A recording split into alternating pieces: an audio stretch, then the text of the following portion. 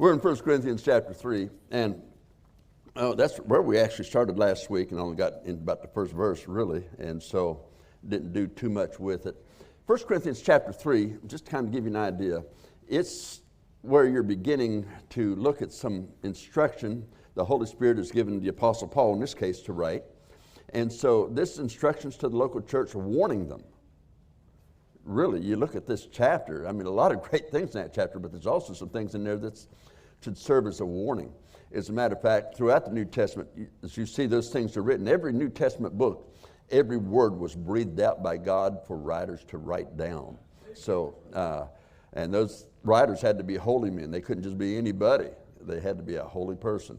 And so they wrote them down, and it was helping. But when you get through 1 Corinthians here, chapter 3, you're seeing some things here that when you read about the 7 churches in Revelation, obviously these things were let go. And so they really, 7 churches crashed, so to speak, exist no longer.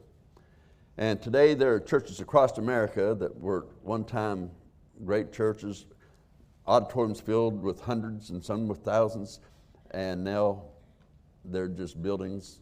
In some cases they're being used to house the homeless and things like that, but they're not any soul winning or Bible preaching entity at all. And so when you see things like that, you realize it can happen anywhere. It could even happen here. So we always need to be aware. I want to just read a quote here from Martin Luther. Now, if Martin Luther were alive today, if he was a fundamental independent Baptist, I'd go here, but not the way he was back then.